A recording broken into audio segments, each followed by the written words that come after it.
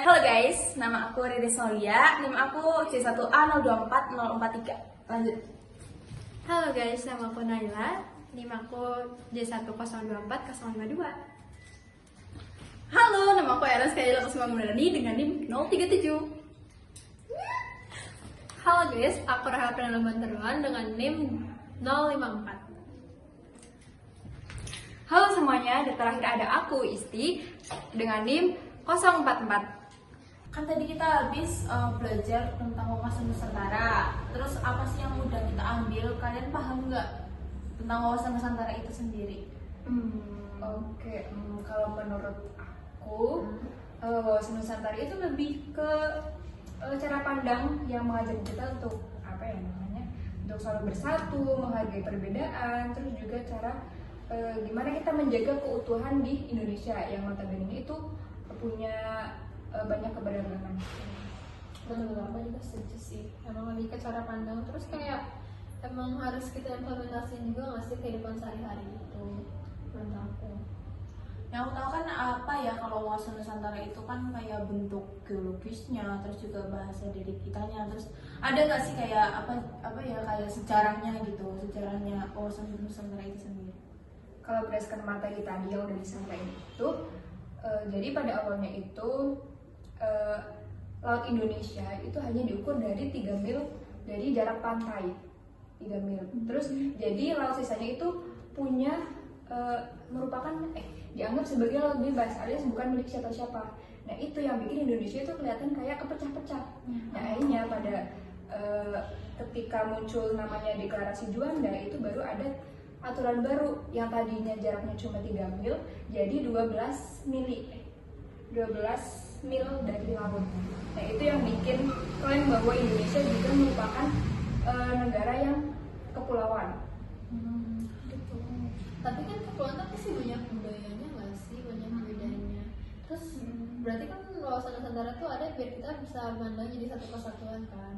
Betul. Nah tapi kan kalau di kehidupan sehari-hari tuh banyak ya yang kayak kita tuh masih terpecah-pecah. Ada nggak sih? Iya, soalnya karena perbedaan itu ya, perbedaan golongan, ras, suku, agama. Tapi ada nggak sih caranya biar kita tuh jadi satu, terus kita tuh kayak apa ya namanya, kayak mengembangkan dan melestarikan budaya sebagai satu kesatuan dari Indonesia.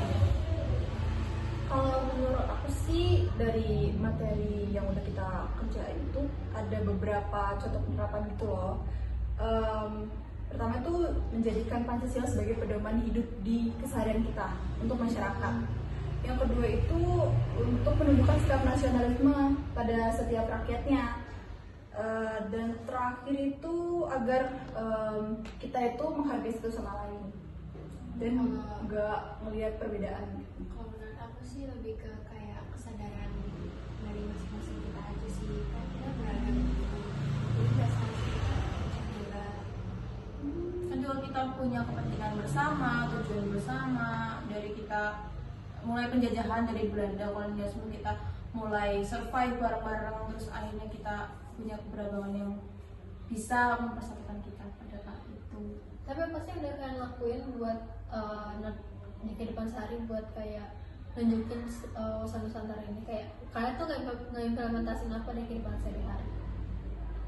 Aku baru ingat kemarin aku latihan saman gitu. Aku ada acara buat tampil saman. Jadi Keren.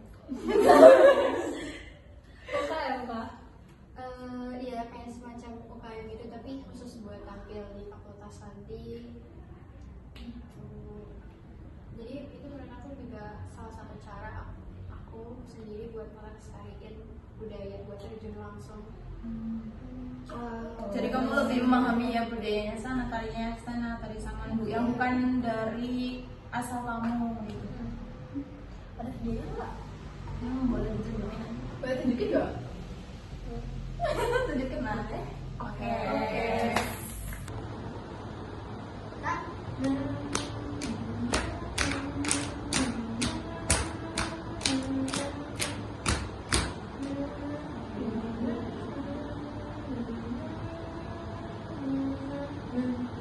Terus habis itu baru